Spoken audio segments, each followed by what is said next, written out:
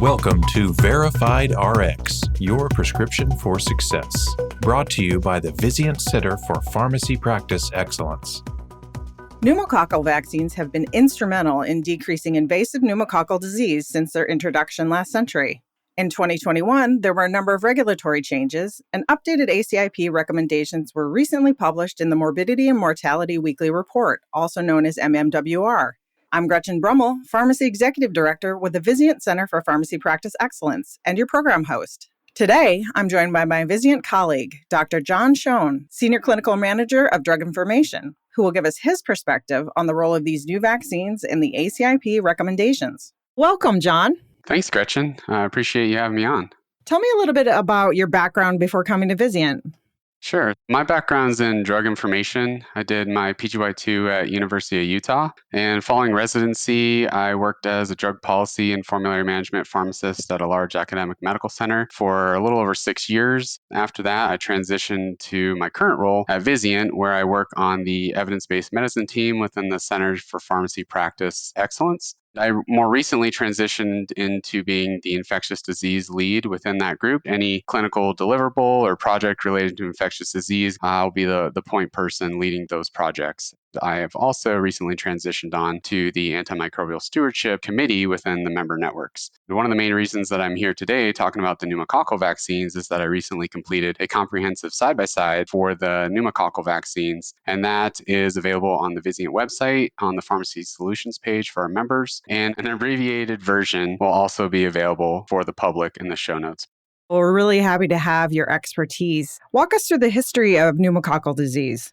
Pneumococcal disease is caused by Streptococcus pneumoniae, and it can be categorized as either invasive or non-invasive disease. Invasive disease is typically your more serious infections involving infection of normally sterile sites, includes things like meningitis, pneumonia with bacteremia, bacteremia without a focus of infection, osteomyelitis, and septic arthritis. You have your non-invasive disease as well, includes things like otitis media, sinusitis, pneumonia without bacteremia. And overall, pneumococcal pneumonia is the most common presentation of pneumococcal disease that we see in adults and children, and also a common source of otitis media as well. For pneumococcal pneumonia, over 150,000 hospitalizations happen each year in the US for that particular infection. And for invasive disease, from 2019 data, there were 30,000 cases and approximately 3,000 deaths in the US. And while those numbers aren't insignificant by any means, the rates of invasive disease have gone down significantly since the development of pneumococcal vaccines. They first started looking at developing these vaccines starting in the early 1900s, and those efforts were somewhat put on hold or declined a little bit when penicillin was introduced in 1928 and became the workhorse for treating pneumococcal infections. But if you back up even further, before development of vaccines and antibiotics, the use of serum therapy for pneumococcal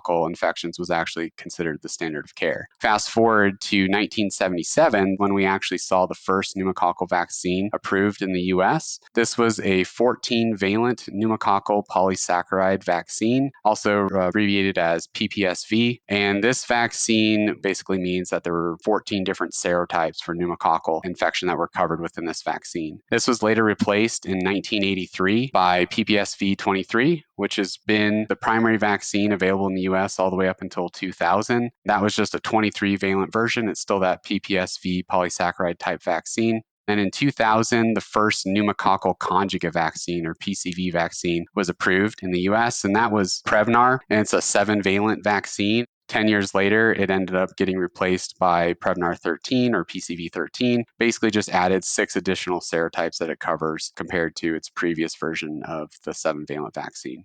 So lots of activity in this space and a rather large disease state burden. Tell me more about the significance of these vaccines. One important thing to distinguish is the different types of the vaccine. You have your PCVs, the pneumococcal conjugate vaccines, and those were the ones that came out later, starting in 2000. You also have your PPSV vaccines, which were the first versions of these vaccines. These two different vaccine types induce different types of immune responses. PPSV is responsible for producing a T-cell independent response and does not produce memory B cells, whereas the conjugate vaccine, it's still a polysaccharide, but it's conjugated to a carrier protein. Because of that conjugation with the vaccine, the immune response that it produces is different than the PPSV. The response is T cell dependent, and it actually does result in the production of memory B cells. Those differences are significant for a couple reasons. One is that the PCV vaccines tend to provide a more sustained and robust immune response than the PPSVs. And the other thing is that when PCV vaccines were introduced, that allowed for the incorporation of pneumococcal vaccines into the routine childhood immunization series. Previously to that, PPSVs were not used in children less than 2 because they do not mount an adequate immune response to that vaccine type, whereas with the PCV vaccines, children are actually able to mount a response, which allowed them to be incorporated into childhood immunizations. Both of these vaccines, despite their differences, have had a pretty big impact on the reduction of invasive pneumococcal disease. When you look specifically at PPSV 23, that's about 60 to 70% effective in reducing rates of invasive pneumococcal disease for the serotypes that are covered for that vaccine. And then when Prevnar came out, it was a big deal having the pneumococcal type vaccine come out and being introduced in the childhood immunization series because the rates of invasive disease for the 7 serotypes covered in that original vaccine declined by over 99% after first introduced. In 2010, when PCV 13 came out, the rates of invasive pneumococcal disease for these 13 serotypes declined by about 90% in children. And the thing that's also interesting to note is that even though older adults were not receiving these vaccines initially when they were approved, they also had an indirect benefit from vaccination in the pediatric population. Adults over the age of 65, even though they weren't necessarily the ones receiving the PCV 13 vaccine, saw a 60% reduction in that invasive disease since the introduction of the pneumococcal conjugate vaccines. As far as data for reducing invasive disease in adults goes, once PCV 13 was incorporated, there was a large landmark study. It was called the CAPITA trial. They looked at 85,000 patients over the age of 65 and found that the PCV 13 vaccine had approximately a 75% relative vaccine efficacy for the prevention of invasive disease. And it also showed a benefit in non-bacteremic pneumonia, or a non-invasive infection, of about 45% for a relative vaccine efficacy for that particular infection as well. So clearly, both of these vaccines have definitely had an important impact on pneumococcal disease overall. What's new in this arena now?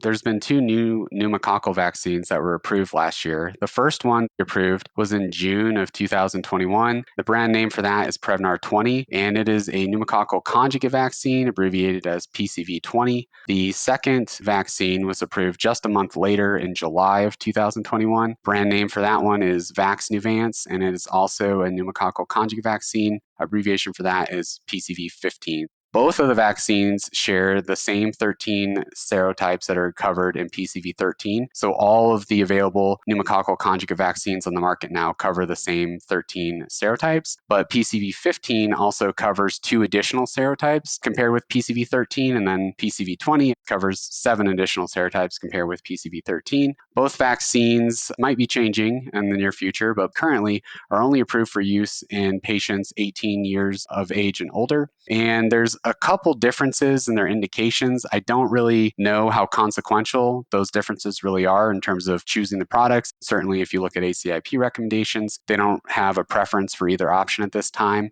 But there is a difference in the FDA-approved indications. For PCV 15, it's specifically approved for the prevention of invasive disease, where PCV 20 also has that indication in addition to an indication for the prevention specifically of pneumonia in adults 18 years of age and older. The thing to note about that particular indication is that that approval is really only specific to the 13 shared serotypes with PCV 13, and PCV 20, just like PCV 13, is a Pfizer vaccine, which is the vaccine from that CAPITA trial that I mentioned earlier. My guess is that because they had that data for those shared 13 serotypes, they were able to get that indication specifically for pneumonia as well. And then for the 7 unique serotypes, they also were granted that indication, but specifically under an accelerated approval pathway. So the continued approval for those serotypes for pneumonia will be contingent upon the results of trials looking at clinical outcomes down the road. It's definitely exciting to have these new options available. How does the expanded serotype coverage change things?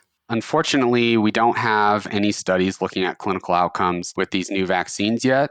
The studies that we do have are focused specifically on immunogenicity. One of the things that we can look at is the rates for invasive pneumococcal disease for the additional serotypes that are covered in these new vaccines to get an idea of the disease burden for the serotypes that these vaccines are adding in their coverage. All of the pneumococcal conjugate vaccines cover the same 13 serotypes. So really the thing to focus on is the coverage beyond those 13 serotypes. For PCV15, there's two new serotypes, which are 22F and 33F. And PCV20 has the 7 additional serotypes, which includes 22F and 33F as well, in addition to 5 other serotypes not covered by PCV15. Those two specific serotypes, 22F and 33F, are significant for a few reasons. One of the reasons is that more recently, rates of invasive pneumococcal disease have been increasing due to these serotypes in more recent years. The other reason is that both of these serotypes have been associated with multi-drug resistant infections. When you look at the rate of invasive pneumococcal disease in adults for these serotypes, they account for approximately 12 to 15% of invasive disease, depending on age and comorbidities. For the additional 5 serotypes that PCV20 covers over PCV15, those 5 serotypes account for approximately 14 to 20% of invasive disease in adults. And finally, it's important to also recognize that PPSV23, while it still does cover almost all of the same serotypes that are covered in the conjugate vaccines, with the exception of serotype 6A, PPSV23 does cover 4 serotypes that are not covered by any of the conjugate vaccines, and those 4 serotypes account for 8 to 14% of invasive disease in adults. So there's 100 immunologically distinct serotypes overall, but there's a smaller subset that are responsible for disease, and that's where the focus of vaccine development has really been. But despite the vaccines that cover the various serotypes, the incidence of non-vaccine serotype IPD, or invasive pneumococcal disease, still occurs in about 20 to 37% of the cases. Still a pretty big disease burden for serotypes that are unfortunately not covered by the current vaccine options at this time.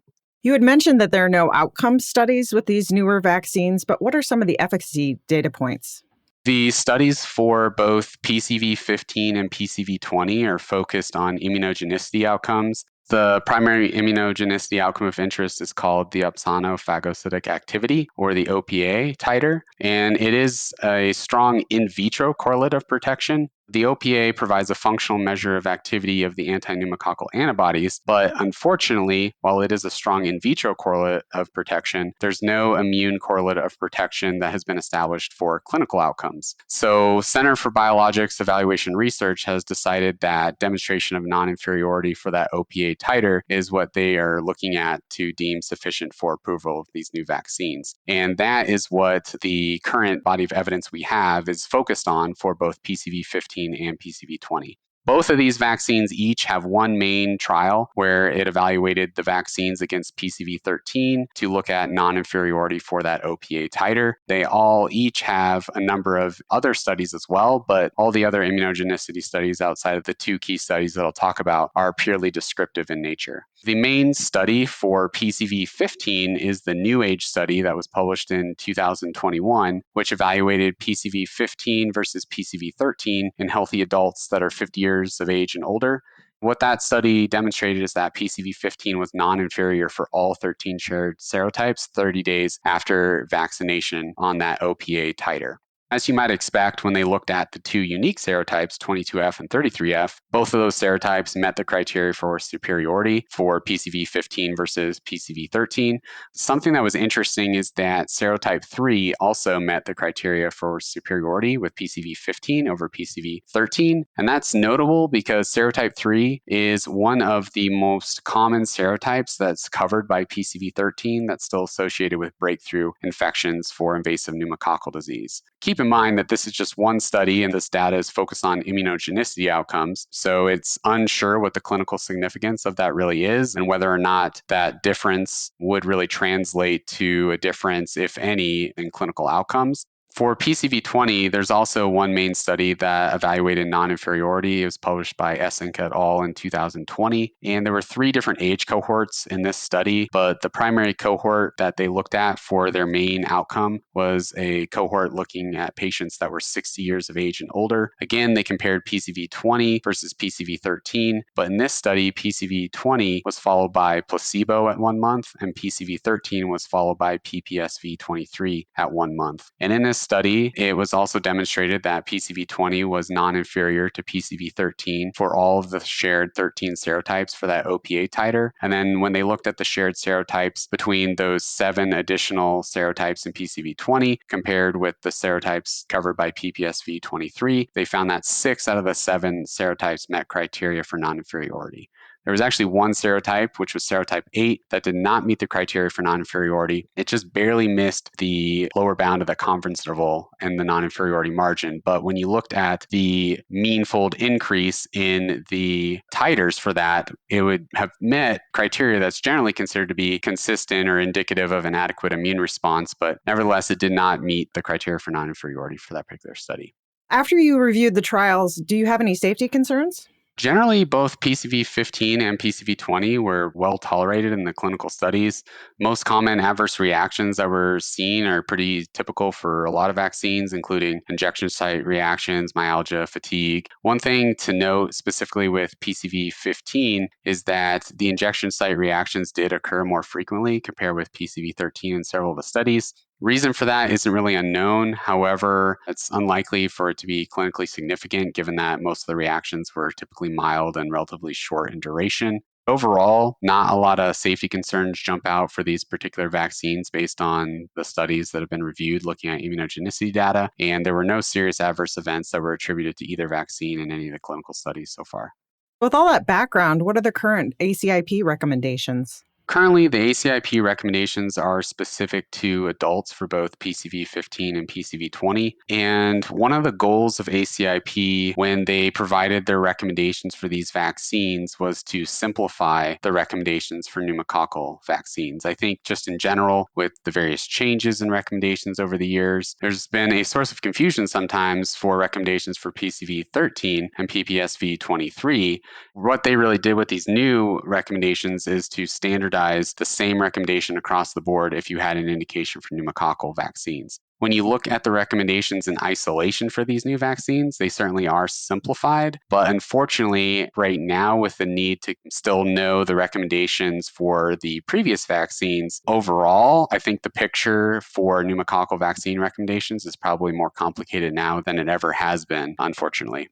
As far as the recommendations for the new vaccines go, in October of 2021, ACIP issued their recommendations, and they said that they would recommend either a single dose of PCV20 by itself or PCV15 followed by PPSV23 without a preference for either option in 2 different groups. One is adults over the age of 65, and the other one is adults between the age of 18 and 64 who have certain underlying medical conditions such as heart disease, lung disease, diabetes, liver disease, etc. In both cases, these recommendations are specific to patients who have not previously received pneumococcal vaccines or in whom the vaccine status is unknown. And for the pneumococcal vaccines, it's specifically pneumococcal conjugate vaccines. They had to be PCV vaccine naive.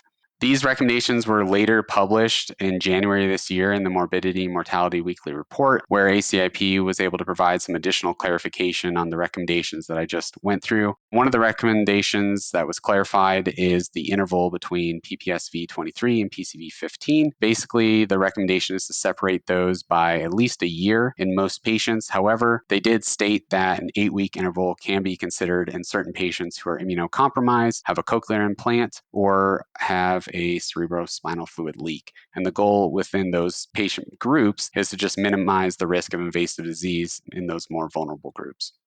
I definitely agree with you about the complexity that we're seeing here. And as the market has expanded, we're going to be caring for patients who have received different combinations in the past. How should we deal with that? Yeah, and so this is really where it gets complicated with the new recommendations. And ACIP did provide guidance in these situations, specifically for patients who receive PPSV 23 only. And in those patients, they may receive either one of the new vaccines, PCV 15 or PCV 20, at least 1 year following when they receive their PPSV 23 to complete their vaccine series. And then they would essentially be done with their pneumococcal vaccines. Where it gets a little more tricky is patients who've received either PCV 13 alone or PCV 13 with PPSV 23. For patients who previously received PCV 13 alone or in series with PPSV 23, the recommendations that ACIP provides are that these patients should complete the previously recommended PPSV 23 series. Currently, they do not recommend that these patients be given either one of the new vaccines, but instead they would complete their previously recommended series. And so for this reason, it's necessary for providers to be familiar with both the new recommendations for PCV 15 and PCV 20, but also to remain familiar with the recommendations for the use of PCV 13 and PPSV 23 in order to be able to complete those vaccine series in patients who received PCV 13 and or PPSV 23 previously. At the January meeting with ACIP following their recommendations in October of 2021, the January meeting this year, they did note that the work group had a discussion in favor of providing an opportunity to administer the higher valent vaccines, but really given the lack of data, they ended up not providing a recommendation. However, it may be possible that this is something that ACIP addresses in the future, but in the time being, it's necessary to be familiar with both sets of recommendations. And there's some additional considerations as well, given that you still need to be familiar with the old recommendations. One of those considerations is when you look at adults 65 years of age and older. Currently, with PCV 13 and PPSV 23, if adults receive that combination of vaccines prior to age 65, the old recommendations would state that once they hit 65, they would be indicated to receive another dose of PPSV 23 as long as it's been at least 5 years since they received their last dose of PPSV 23. With the new vaccines, the recommendations have changed so that if you receive either PCV 20 alone or that combo of PCV 15 followed by PPSV 23, you would no longer be recommended to receive any pneumococcal vaccines after the age of 65. So you basically get your pneumococcal vaccine prior to 65 and then you're done. So it really just depends on what you received previously as to whether or not you would need to get another vaccine after you hit 65. Another thing to consider is that for immunocompromised patients, if you receive PCV 13 with PPSV 23, if you have an immunocompromising condition, those recommendations state that you would need a second dose of PPSV 23 5 years after you complete that series. But with the new vaccines, there is no recommendation to repeat the dose of PPSV 23 in patients who receive the combination of PCV 15 and PPSV 23. It's definitely a complicated situation right now with pneumococcal vaccines and trying to go back and forth between the previous recommendations and the current recommendations based on vaccine history with patients. One last thing to consider is that the recommendations for the new vaccines are specific to pneumococcal conjugate vaccine naive patients. One thing that's not addressed in the current ACIP guidance is for patients who receive a pneumococcal conjugate vaccine as part of a childhood immunization series. We're getting to the point now where you could have patients that are over the age of 18 that may have received PCV 7 as part of their childhood immunization series because that came out in 2000. So technically, those patients aren't PCV naive. It's unclear, are they candidates for the new vaccines or should they continue with the recommendations for PCV 13 and PPSV 23? Hopefully, there'll be some additional guidance provided on that down the line. So again, with all that complexity and multiple if-then scenarios, what are some of the medication safety implications that you're concerned about? There's a couple things to consider here. When you look at the medication errors that occur with vaccines, there's a report with ISMP that looked at this and they found that wrong vaccines account for over 20% of vaccine errors. At the time, it was only PPSV 23 and PCV 13 for the pneumococcal vaccines. Those vaccines made the list of some of the more commonly mixed up vaccines. And now, with the addition of these two new vaccines, you have 4 pneumococcal vaccines to consider. It's definitely important to put some safeguards into place to help avoid administration of the wrong vaccine or mix-ups in clinics. The other thing is if you look at the intervals of the vaccines. So with PCV13 and PPSV23, the general recommended interval was to give PPSV23 at least 8 weeks after PCV13. In most cases, there's some exceptions to that, but in general, the recommendation was an 8-week timing. When you look at the interval for PCV15 and PPSV23, the recommended interval is 1 year. And then there are a few carve-outs that I mentioned with immunocompromised patients and CSF leaks where you can give at a shorter interval. So there's different intervals depending on which conjugate vaccine you would give. So just making sure that you have some sort of documentation in place and education for patients to help them make sure that the vaccines are given at the right intervals. John, this is a lot of information to manage. How can our frontline pharmacy staff best position themselves to support appropriate use of these vaccines? One of the main things is just being familiar with both the new recommendations and remaining familiar with the previous recommendations, and really recognizing the risk factors that would qualify patients for these vaccines. It is important for pharmacists and just healthcare providers in general when you are deciding what vaccine to give these patients to really have a good history of the vaccines that patients have received to know if they are PCV vaccine naive or not, to be able to best determine which pneumococcal vaccine is appropriate to give these patients. Pharmacists are also uniquely positioned to be able to educate patients on vaccine follow-up and intervals. If you get that new PCV15 vaccine, and that's a 1-year interval, whether that's giving patients a reminder card or having something in the EHR that sends patients a message to help them follow up to make sure that that second vaccine is administered. Because if they don't get that PPSV23, then they won't have the full coverage that would be intended with that series. What are you expecting for the future?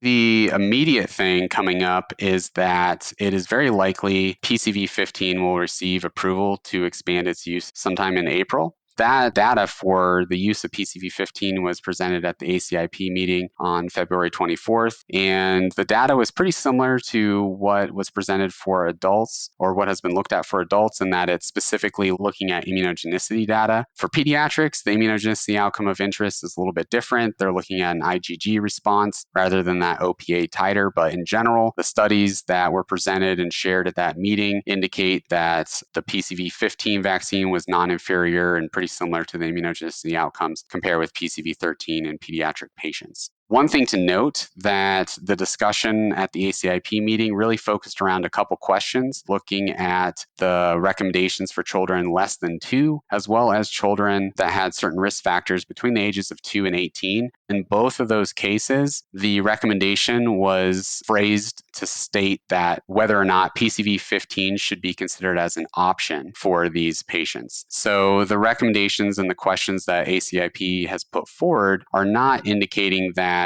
there's going to be a preferential recommendation. That is something that we won't officially know until ACIP votes at the June meeting. Right now, it's looking like if PCV15 does get approved, it will be put forward as an option for these patients. And then PCV20 is also expected to be expanded to pediatrics as well, but this is a little further out, as this will not likely occur until sometime in 2023. And the other thing is that there's some other pneumococcal vaccines that are currently in the pipeline, some higher valent pneumococcal conjugate vaccines. There's a PCV23 vaccine that's in phase 3 trials right now, a PCV24 vaccine in phase 2 trials, and then there's other possibilities for further development on the horizon with all kinds of new vaccine technology, the mRNA, viral, and vector vaccines, and so forth. I definitely expect that there's some more change to come with pneumococcal vaccines. Again, John, there's a lot to take in, but thank you so much for joining us today to share your perspective. I'm really glad you could be here with us. Absolutely, Gretchen. It's my pleasure. And listeners, please join us for more Verified RX podcasts. Subscribe today, like us, and send us your comments. We'd love to hear from you. Verified RX is your prescription for success and is brought to you by the Vizient Center for Pharmacy Practice Excellence. I'm Gretchen Brummel. Thanks for listening.